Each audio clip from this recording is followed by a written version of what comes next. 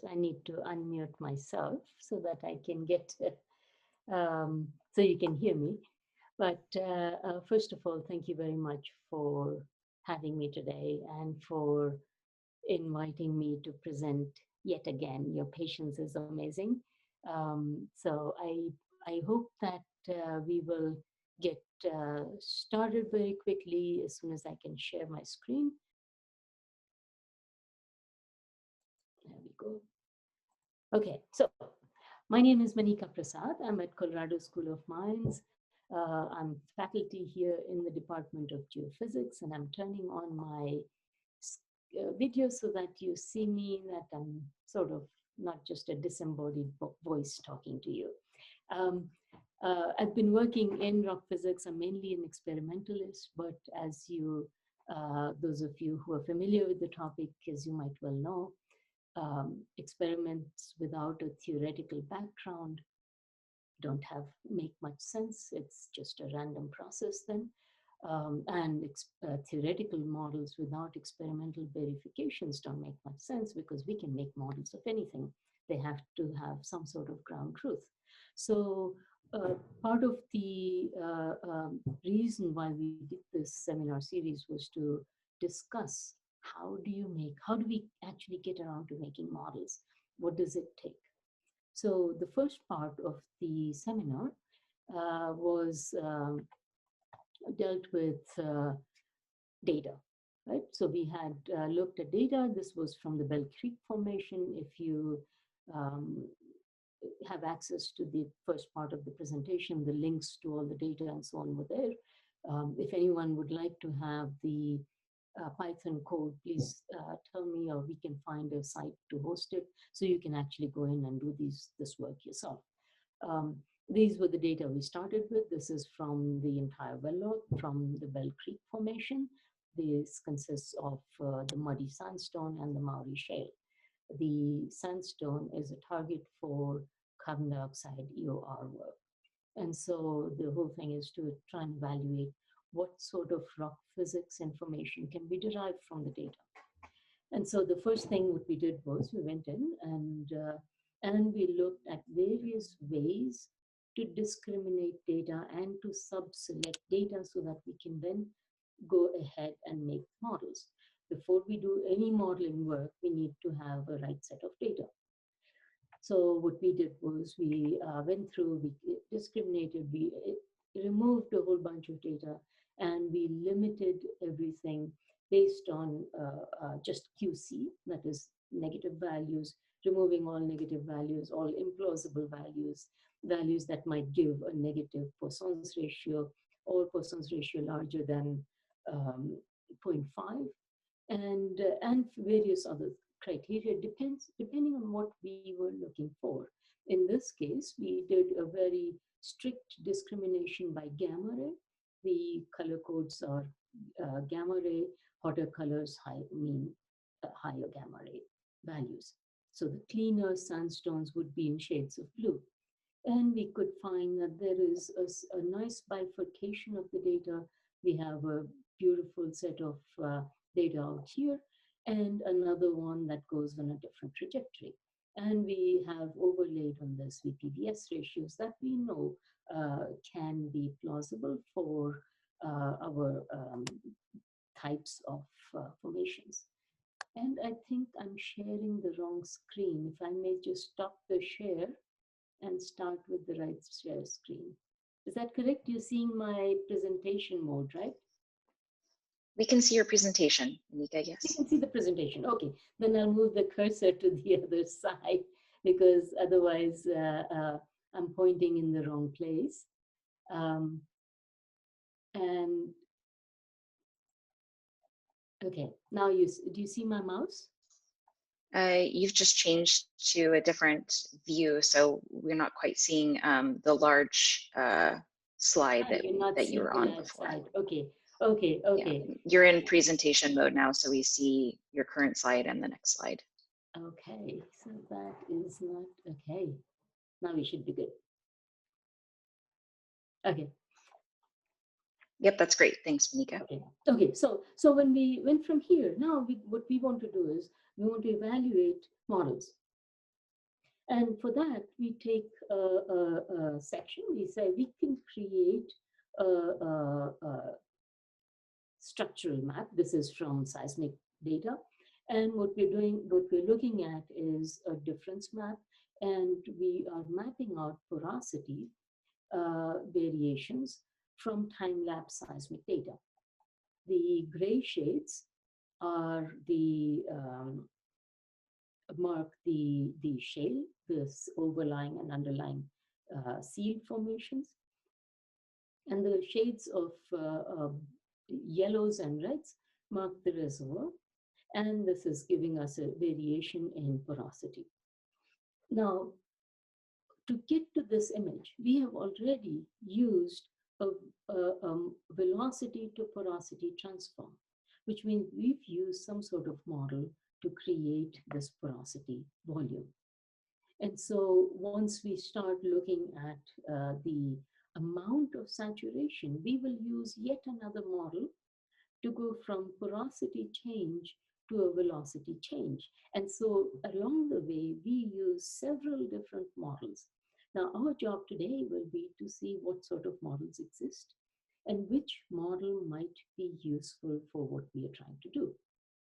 And so, and these can be multiple types of models. There is not one model that will be the end all answer all.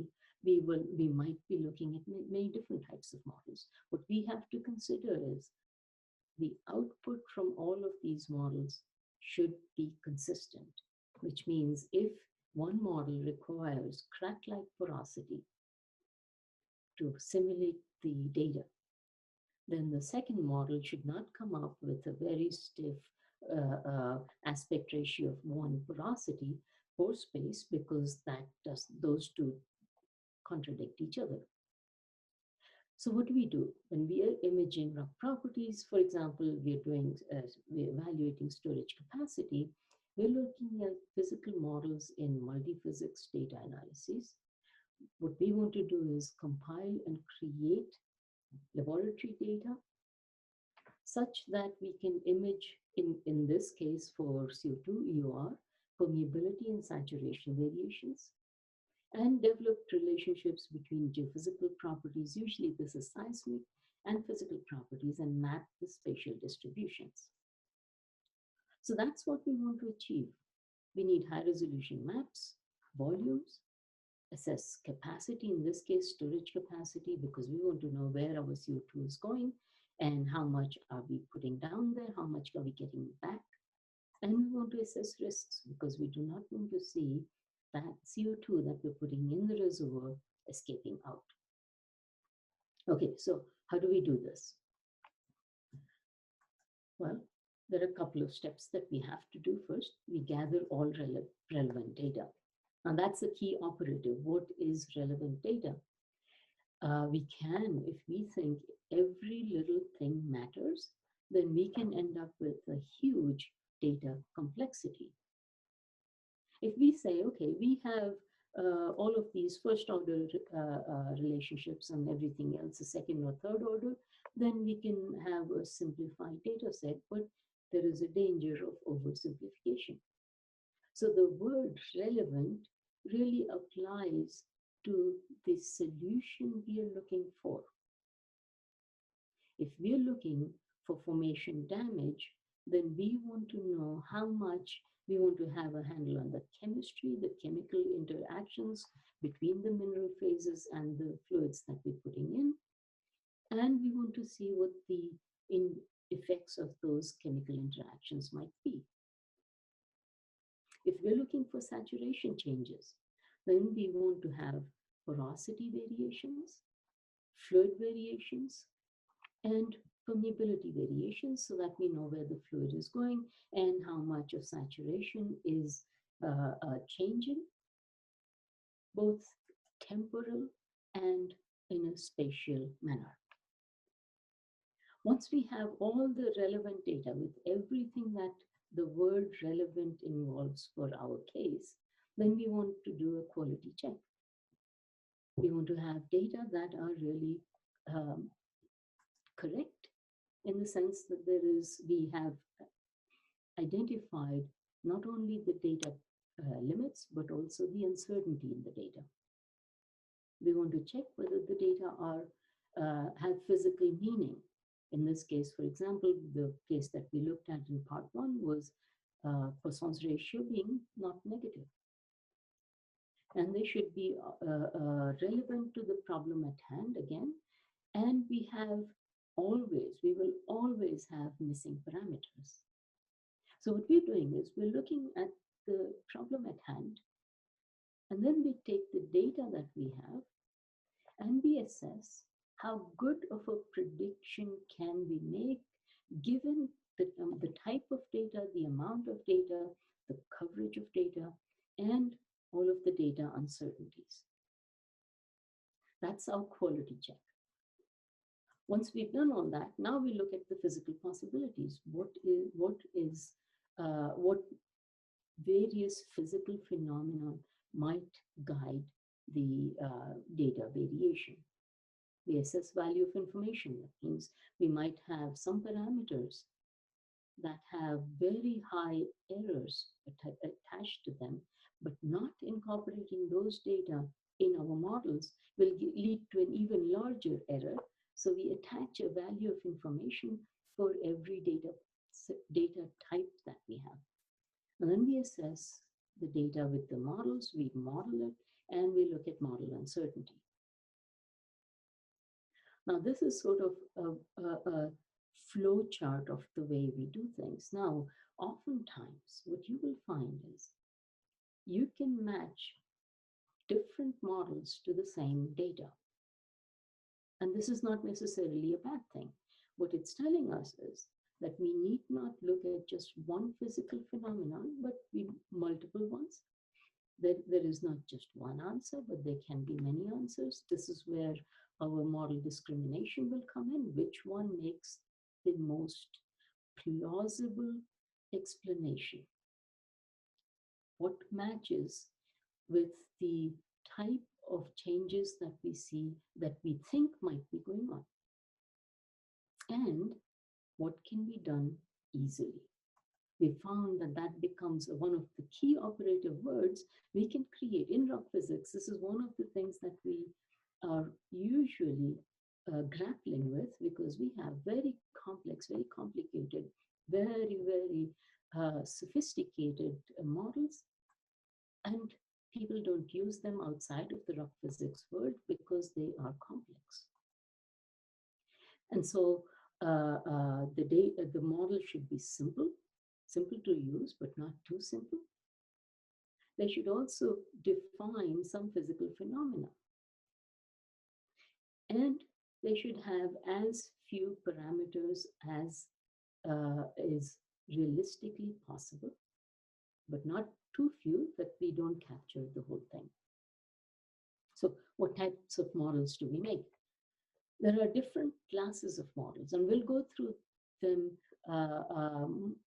more or less in some detail, where we can look at how much data are we capturing, what is the type of work that we do, and where are we headed with this? What do we want out of it? The simplest one, and that's something that we do most often, is using empirical data, that building empirical models. What we do there is a simple data regression. This can be multivariate, this can be univariate, and examples here are Archie's equation, Wiley's time average equation, and so on. These are all equations that were developed based on data. Once they were developed, we went in and then looked at the physical reasons for why these models work. The next set of models that we develop are heuristic models. These are pseudo-theoretical models. That means they, if presented with a very complex problem with a large set of data, we simplify it by providing a practical solution to the problem using either trial and error or rule of thumb or educated guesses. There's a very nice website that I've listed here if you want to understand what heuristic models are like. And then we have theoretical models, which are based on continuum mechanics, on chemical thermodynamics. These are called first principles models. And examples of these are the Bio-Gassman, Bio-Gassman theory, Brown and Coringa, contact radius models. These are the most commonly used models in rock physics. In this case, we build a physical model, and we define various parameters in the case of Gassman theory for stress-strain relations, adding time-dependent stresses with time-dependent strains, and the coupling between fluids and solids. And we go through various deformation scenarios on the rock frame and on the pore fluid and so on. So we build these models with using elements of mechanics or chemistry or physics, and we combine them as building blocks to come to a prediction on what the velocity might be or what the modulus might be, elastic modulus. A computational method uses a combination of any one of the above methods. We can also go in and say, when everything else fails, we'll dump all the data in and use statistics as a tool and do a statistical prediction. For example, a multivariate principal component analysis or cluster analysis. Finally, in recent years, what we've realized is machine learning can be our friend because we can use data and experience to develop machine learning algorithms that help and improve our understanding of rock physics models by elucidating some fields that we might not have examined before. So let's look at each one of them one by one and see what they entail, and with some examples. The empirical models don't need much introduction. These are models created based on data. We have T2LM data here. This is from nuclear magnetic resonance. And what we've done is we've plotted the effect of oxygen partial pressures, oxygen being a paramagnetic gas, that affects the nuclear magnetic resonance response. And we see the more oxygen we put in, the shorter relaxation times we get. And we create an equation here that defines the change in T2LM as a function of partial pressure of oxygen. And we can do the same thing for porosity changes over time and velocity and P and S wave velocity changes over time. These are purely empirical data. We provide a goodness of fit here given by the R square, and that tells us how good the data this model is to predict these data that are shown here. Now, the Archie's equation, like I mentioned, is a prime example of something that people now start to call law, but we have to remember this is based on empirical data. A heuristic decision is a very interesting one that incorporates mental strategies, our experience, our prior knowledge to cope with a complex situation and a large amount of data to make faster decisions. So what, and this is rephrased from the website here. I've just made it simpler and shorter. If we have a daily decision, for example, of what to wear, drive to work or take the bus. And we might think in Colorado, tomorrow it's going to snow, it will be very muddy, or it could be slippery outside, it might freeze over. I'm better off taking the bus and not having the hassle of driving. So I decide to take the bus. Now, what I have done is not run any model. I've used my experience of past years of what winter looks like when a snowstorm comes through, what the driving conditions will be. And I've made the decision to take the bus very, very quickly without going through a large number of data to look at the accident levels and so on, and to look at my driving record, bus's driving record, to find that I might be driving better. So all I've done is my brain has taken over without having to do any complex modeling. And this is an emotional as well as experiential as well as prior knowledge decision. And so we can arrive, this is very good because we can arrive at possible outcomes quickly and get a solution, right? Now let's look at what might be a problem. So here's an example of a heuristic problem or a heuristic solution. We have two fault blocks. This is from Ferraro et al., just published this year in Journal of Structural Geology.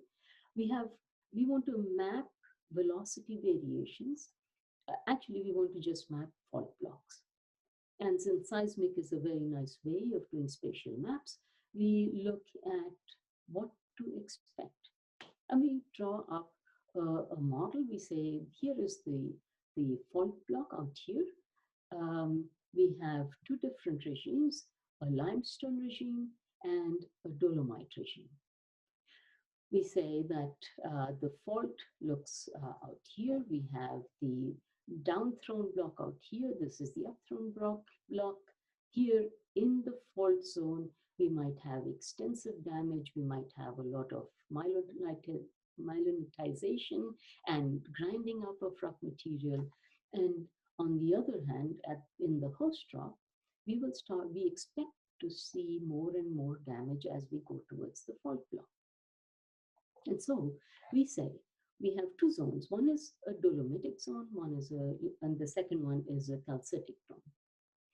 So we say that we know velocity in the dolomite-rich zone will be higher than velocity in the calcite-rich zone. And we can use seismic impedance to map the zones. And we expect for every one of these zones, the dolomite-rich regions will be higher in velocity to their counterpart in the calcite or the limestone zones. The second thing we construct is to say the intensity of damage increases going from the host rock to the grain supported to the matrix supported rock. There is much more. As we go closer to the fault zone, the intensity of damage increases. And so we expect the velocities to be highest the farther away we are from the fault, and seismic velocities to decrease as we go closer to the fault. Okay, now let's look at what we actually find. Here's what we expect. We expected this. We expected larger amount of damage closer to the fault block. This is the fault zone. And here is porosity, permeability, P-wave velocity. And we see that velocity decreases as we go closer to the fault zone, which is what we expected. And permeability and porosity both increase, demonstrating that these are coupled. Because we have larger damage, we have higher amounts of porosity and permeability, and we have lower velocities. Now, the problem with such heuristic models is that we can often go wrong. In this case, we have a slightly more complex construction. In the limestone-hosted fault zones, we find that indeed we see a permeability increase as we go away from the host rock towards the fault block. But at some point, that picture reverses. We see a reduction in permeability, and we see an increase in P-wave velocity. And now we realize this is the one aspect that we did not consider, and that is that as we go more and more towards the fault block, the intense amount of fracturing would lead to a reduction in velocity, increase in permeability as we expected. However, limestone alters very easily. And so together with the faulting, we also get cementation. And so a cementation front that is marked by this faint line here leads to an increase again in velocity and a decrease in permeability because it's closing off all of the newly created fractures. And we end up with a velocity that can be higher than the initial velocity that we started with. And so the fascinating part about this sort of work is to say we have some prior experience and we let the prior experience guide us, but we do not let it blind us. The second or third, fourth, whatever model sets we are on, that one is for theoretical rock physics models. These are based on first principles. And we can take, for example, continuum mechanics approximations for velocities and attenuations, and for poroelastic to study poroelastic properties. And there are many different types of models here.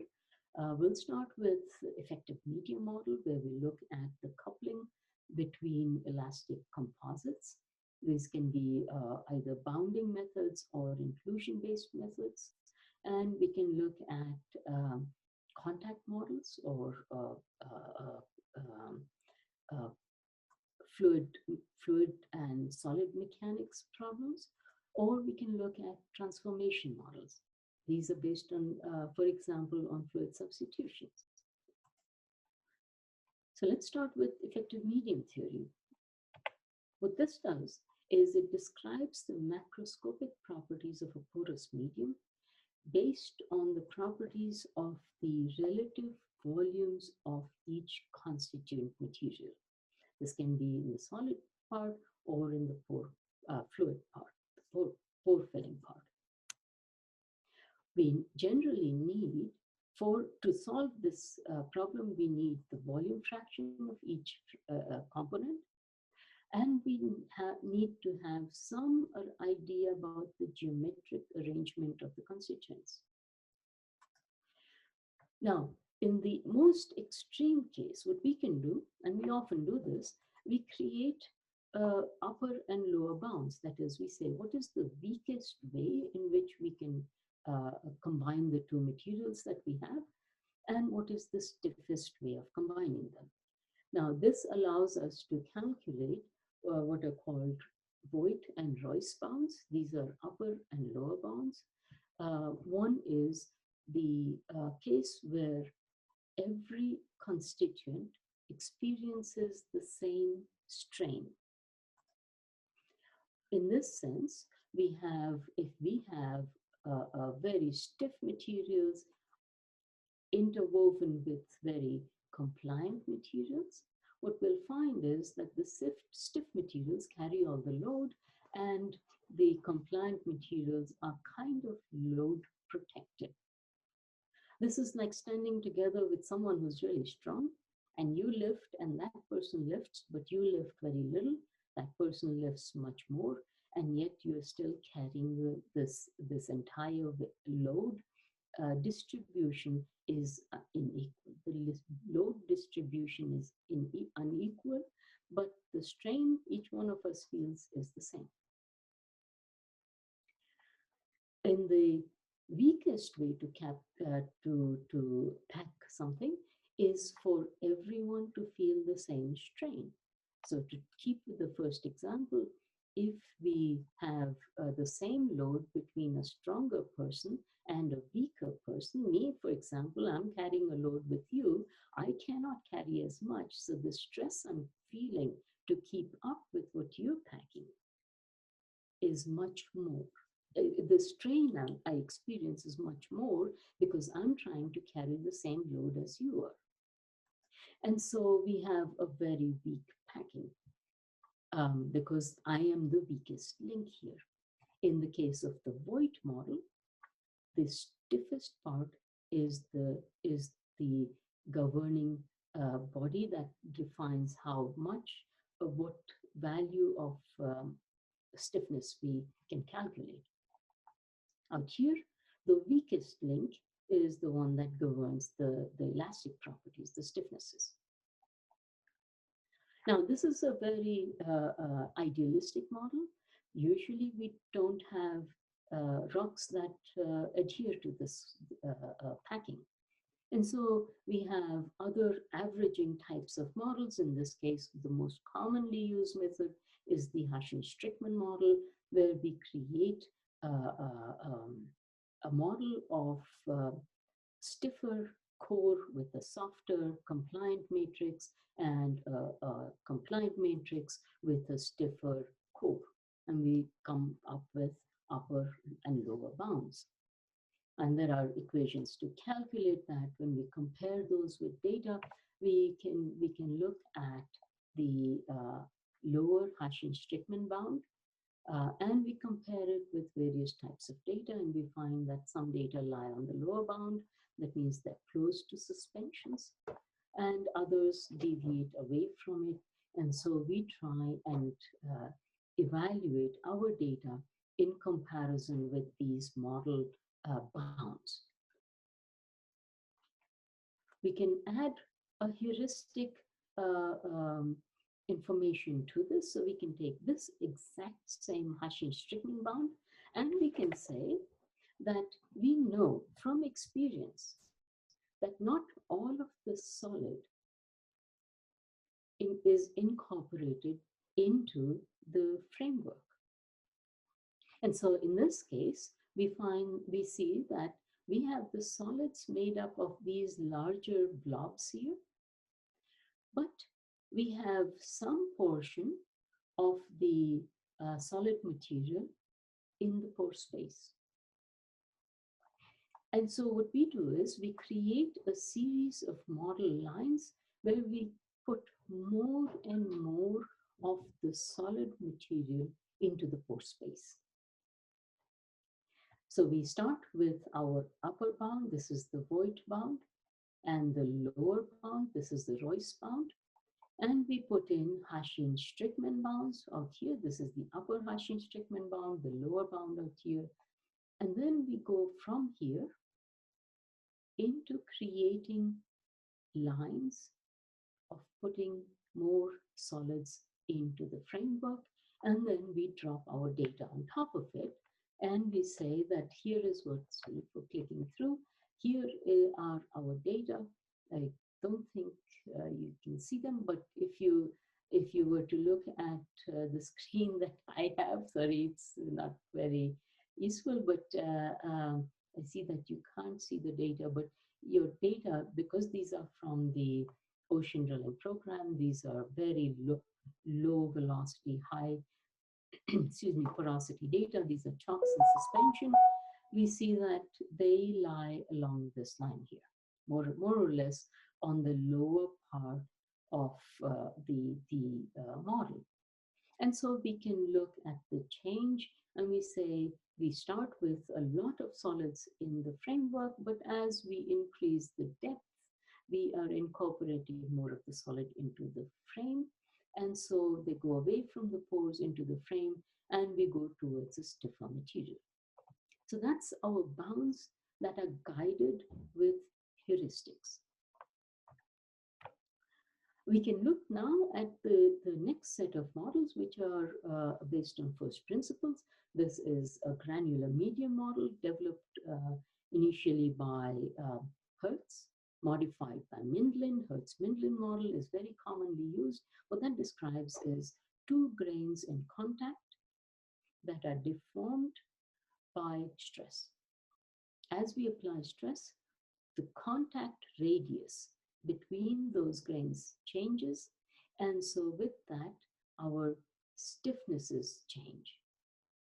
Given the stiffness changes, we can then calculate the bulk and shear modulus based on a series of parameters that we either assume or we do model fitting to determine what these might be. And this is the grain contact radius, the number of contacts, and the modulus of the contacts. Using that, and a number of people have worked on it, most famously Jack Dworkin, who developed the whole concept of saying, yes, indeed, we have a Hertz-Mindlin model that allows us to calculate the properties of cementing or contacting grains, but then we can add stiffnesses to the contacts by way of cements. And we can have cements distributed in the pore space, which is the model we looked at before, the isoframe model from Fabricius et al. Or we can look at the cement in the contact zones. In either case, we will change stiffness, but the stiffness will depend on the properties of the cement here and the properties of porosity reduction in this case. So these models are very useful because then we can develop model lines, and we can drop again our data on top of it, as we did in the previous case. I'm sorry for going back, but as we did in this case, where we have the contact cement lines with a quartz cement in blue and a clay cement in yellow, and that tells us how much of a stiffness change we have on what type of cement might we have in the rock. And so once we get through this, we then look at another series of models that looks at the pore space. In this case, we are examining the grain space. We are looking and developing equations for the changes in the grain contact, grain to grain stiffnesses. But between these grains, we have the pore space. So one series of models tells us what sort of deformation can we get in the pore space. Now in this case, we have a pore space depicted by this blue shape out here that is enclosed in a solid. And what we're doing is we're adding stress to the material. Now we know that we often assume that the solid around it is an incompressible. It's the contacts, the framework that compresses. As the framework compresses, our pore space will deform. Now this pore space deformation is really interesting and leads to the whole concept of poroelasticity, where we look at deformations of the pore space given different types of parameters, boundary conditions that we apply to the rock. We can have a drained case in which, in this material, then if we have deformations of the frame, our pore space deforms to this dashed line, and this deformation is accommodated by losing some amount of pore fluid out through this tubing here. We call this a drained case. We can imagine this to be the case if we're looking at a very high permeability rock and we add overburden to it. The fluid can escape over into the adjacent formations and escape out through any faults or fractures that might be there. And so the formation can deform easier. That is our drained case. We can also have an undrained case. In this case, imagine a formation that is surrounded on all sides by shale, and we start applying more and more overburden. It gets buried deeper. The fluid in the rock cannot deform. The framework wants to deform, but because the fluid cannot escape and the fluid is incompressible, apart from slight compression of the fluid based on its compressibility, the rest of the stress that is built up in the frame is taken up by the fluid. We call this the undrained case. In this case, pore pressure has to increase to accommodate for the lack of strain that is allowed in the frame.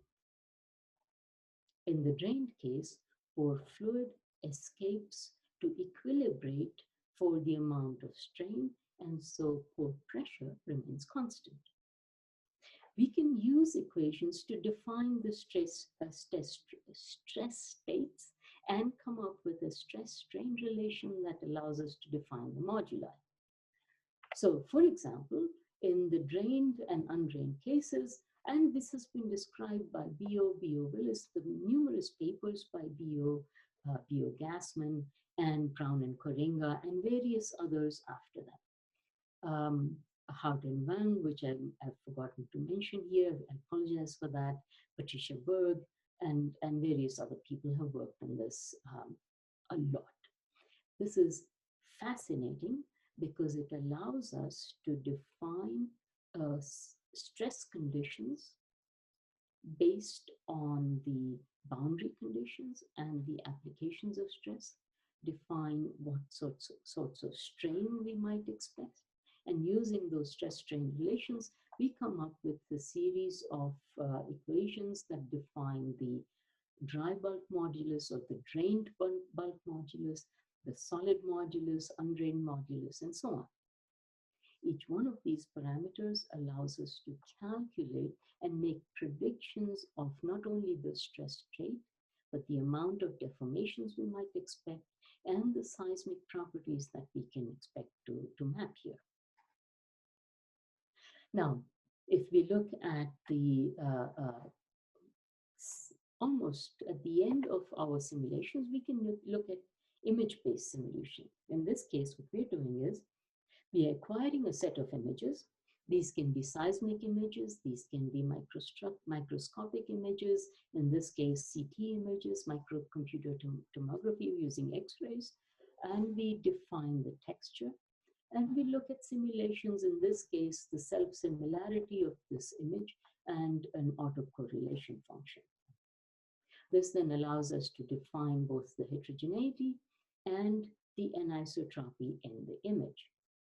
We can also use that image to do simulations. Most recently, there have been a spate of works looking at lattice-Boltzmann type of flow models to evaluate flow in this sort of construction. In the machine learning part, what we can do is we can take all of the images, we can do conventional interpretation. This is in seismic. This is from Jyoti Behura, who shared the slide with me. We have seismic images that we have acquired, and we do a conventional inversion to get a seismic image. That can be expensive and time consuming. We can also apply deep learning methods, which we do out here, where we populate a petrophysical image with data and use machine learning tools to get either an image-based or a numerical solution of all the data that we are putting in, both discrete data, image data, spatial, temporal data. This can be, once the training data are required and they are defining the model adequately, this can be cost effective, and it can be faster than what we would use for seismic inversions. This is something that is a field of research right now, so you will find a spate of papers if you were interested to look at the effects of data in deep learning models. Now, one of the things which we are worried about, we should be worried about, is how much data we put in. Because we can get, because it's a deep learning tool, it's machine learning, machine is doing everything, there is a temptation to put numerous amounts of data, which can bog down the system. And so the part comes in to say how much is enough and how much is too much.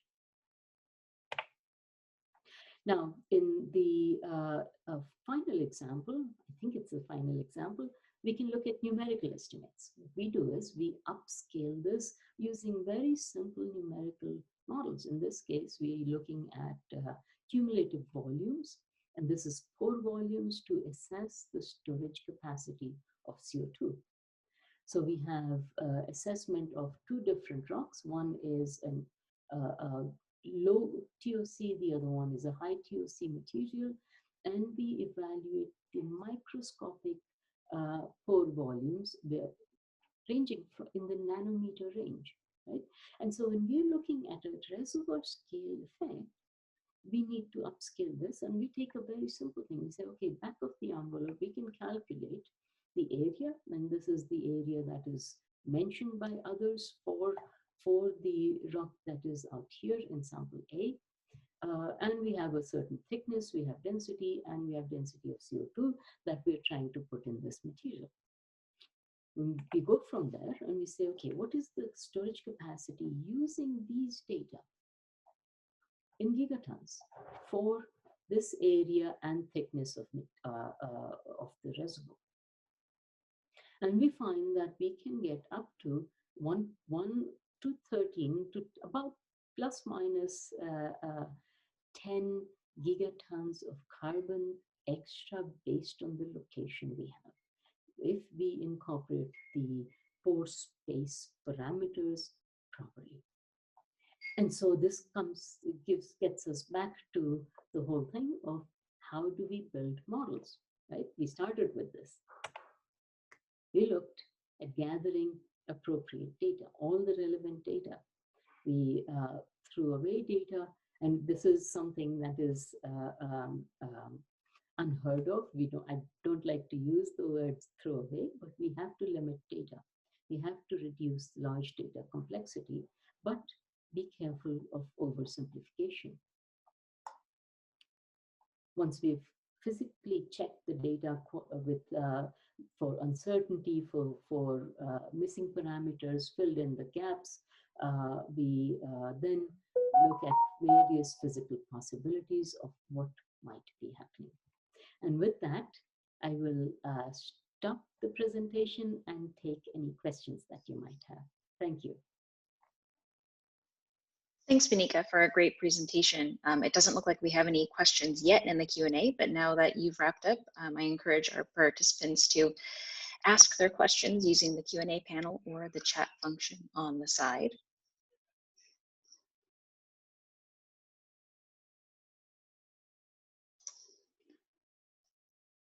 I also want to remind everybody that this presentation is being recorded and will be available, as was the first part of Manika's presentation.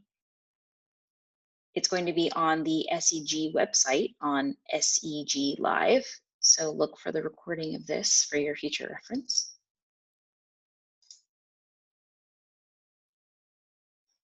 Are there any questions for Manika? Renee, perhaps you can post the website link, because I think I have always a problem to find it, so I'm sure others might too. Thank you. So it looks like we have a few questions coming in. The first is, are we ready as an industry to move from conventional workflows? Well, it depends on who you ask, right? I have a biased opinion. We are ready in the sense that we have the workflows, but we have not incorporated them, mainly because of the breakneck speed at which we need to do things in the life of a field. And so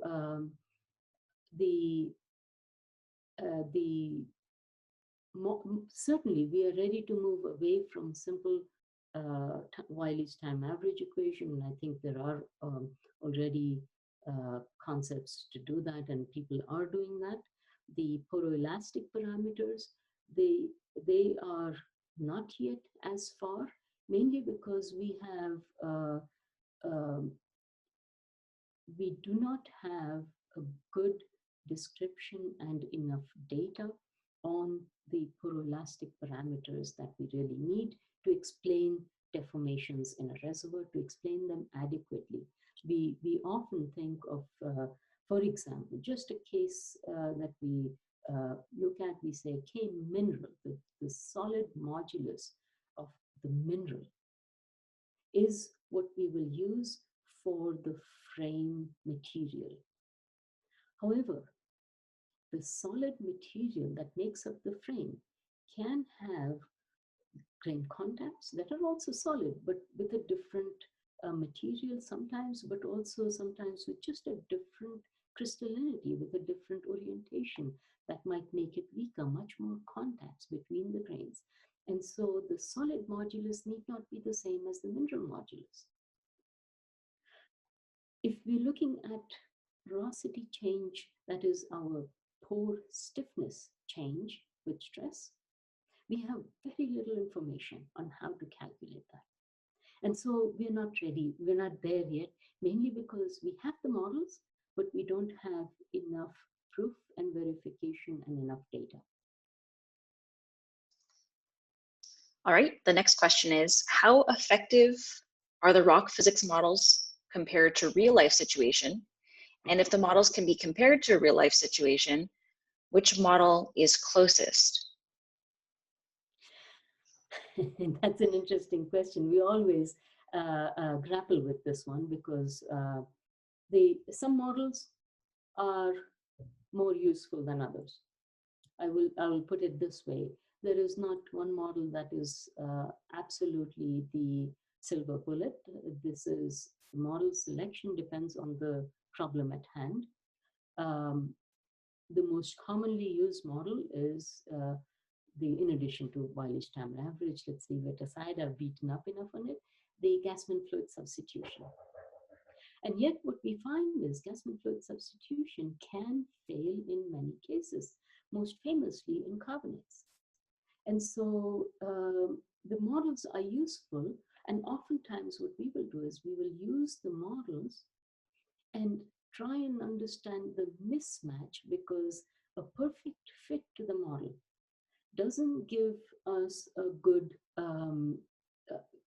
an indication that that model is indeed correct. There might be others, there might be ambiguity, but a misfit tells us much more about what we have at hand. And so we will try out different models and try and understand the different misfits to our data to try and understand our data better. Obviously, that requires a little more time, and that's the part which is challenging in real time. But excellent question. Thank you. Yeah, there's a few questions here about, let's see, it looks like some folks are asking about carbonate reservoirs and what's the model for heterogeneous carbonate reservoirs or in limestone. Can you talk a little bit about your process for those types of cases? So for the diagenetic processes in limestones, there are thermodynamic data out there that tell us what the cementation, reprecipitation scenarios might be. Once you have that, we take care of what cementations might be going on, develop different cementation models, and then incorporate that into the velocity prediction models. And so that's one way of doing it. The challenge becomes in the case of, and you saw both carbonate environments, one led to cement with influx of solids, led to cement, and the other one with influx of solids led to a pore filling event. So we would need to evaluate both of those to say both of these are diagenetic processes, but they're secondary mineral deposition, but we need to understand the way they're going. Now, one thing which we are very poor at imaging is buggy material. In carbonates, bugs are a fact of carbonates. That's the way they develop, and so they are very susceptible to diagenesis at very low PT conditions, and that continues through the life of the reservoir. And in that case, what we look at is to say, what is the level of patchiness? What is the textural heterogeneity? Given a textural heterogeneity, how might that affect saturations? And so the saturation models that we run then will be either in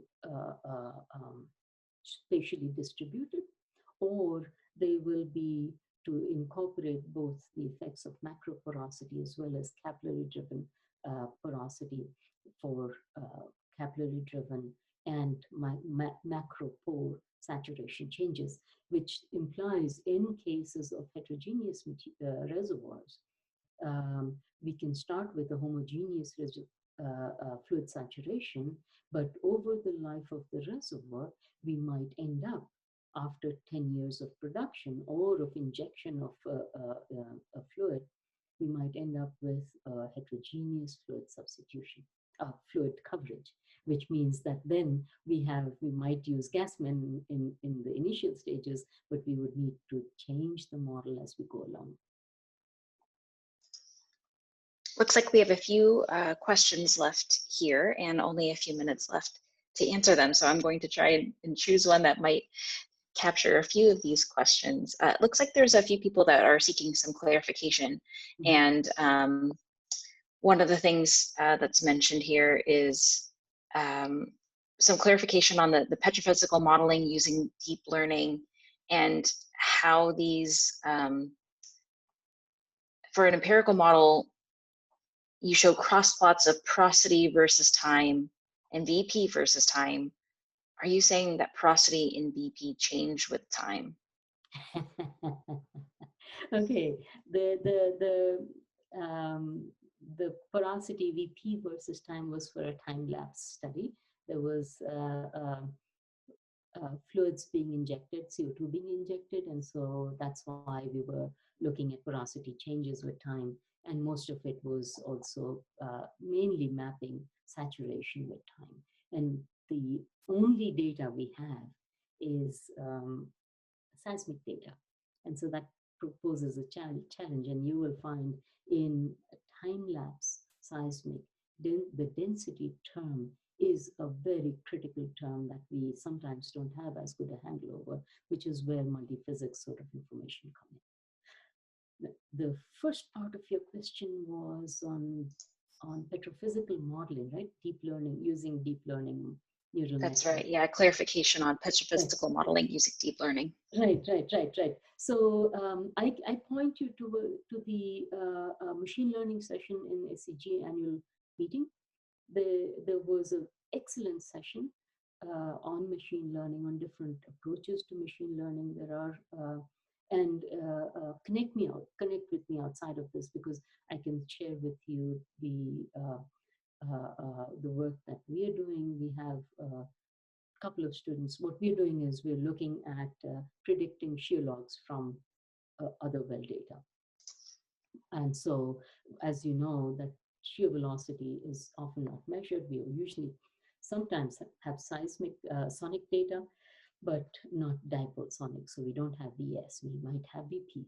And so you look at all the other tools, you develop or you identify your training data set, and you use that to build a model, and then develop use the model that you have to predict an unknown data set. And you have to have a training data set, a testing data set, and then a blind data set. So that's sort of the type of work that we're doing, or other people are doing as well. There are excellent presentations on machine learning, just the basics of machine learning. What is useful to understand is that we can use it for various purposes, but we need to have good training data. If you don't have good training data, nothing works. But it's not, doesn't mean it's not doable. The biggest challenge in developing machine learning tools for petrophysical analysis, the biggest challenge what we found is cleanup of data. How do you eliminate data that don't make physical sense, and use only data that do make physical sense, and yet not be blindsided by your own expectations? This question might be putting you on the spot, but can we expect a lecture from you on gas hydrate and recent challenges? Well, let's discuss this next year. This year is coming to an end. I can safely say not this year, but we'll talk about it next year. Gas hydrates, to answer you, gas hydrates are fascinating. We've been studying it in my group, and as you know, School of Mines has a very big group on gas hydrate research in various types of scenarios. We look at gas hydrates in nature. We can definitely have a discussion on it, but at the moment, I don't know. That's good. As good an answer, I think, as I can give. We have 2 questions left, so let's get through them here and respect everyone's time. You mentioned that models have to be consistent through the workflow in terms of pore representation for each transform. Do we currently have models that adhere to that for all major reservoir rocks? That's a simple answer. No. We do not. We would love to. And I can make just a quick statement. This is where physics of rocks come in. If we use our physical theoretical understanding of what might be going on and design experiments, design data collection. This need not be in the laboratory, this can be in the field, this can be in the well log, but design the type of data that data experiment that we need, the type of data that we must collect. That's when we can build adequate models. Currently, the way we do it is just the other way around. We first go out and collect data, or we are given data. That's most commonly what happens. We are given data, or we go out and harvest data, and then we try and make sense out of it. And so we develop physics, we develop the models, empirical theory, whatever type of model. But that's based on our limitation of the data. So we put what is it, the horse or someone else before the cart, right? No, that's always the cart before the horse, sorry. The cart before the horse, because we have not really looked at what should we know in order to define the system. What we've said is, oh, we have this, let's try and define the system. And that doesn't work properly. Okay, last question. What do we need to consider when building a shale rock model? Yeah. Okay. So shales are special in the sense that we have the normal construct we made for rocks is we have solids and we have pores. Simple, right? Now, in the case of shales, we have solids, we have pores, we have solids that sit in pore space, which means they are shielded from load. We have pores that are incorporated within the solids, which means they are bearing some of the load. And so and as diagenesis progresses, as the organic matter progresses, matures, we start seeing a change in the texture. So what we see is when we go from a very immature shale, we will have a framework, but most of the larger grains, larger particles will sit in a matrix, will be floating in a matrix of very fine grained material. That's what we normally observe. As the material goes through maturity, both maturity of the organic matter, maturity of the solids. In the case of silicate type of shales, we might go from a opal A, opal CT to porcelainite to quartz. In the case of calcite, we might go from an ooze to a chalk to a limestone. Whichever way we might be converting this, there is inorganic and there is organic maturity. Both of these overlap in pressure temperature regimes. And so once we go through maturity, we'll find that the larger grains that were suspended in a matrix of very fine grained material reverses, and now we have a framework of larger grains that incorporate the smaller fine grained material within them. So in the first case, we start with a suspension model, and that then progresses into a contact model. We might also look at effective media theories, where we are creating solids with the same constituents, but just what is the host versus what is the inclusion. So there are different ways to do it. There is more recently, and that has worked really well for us, that is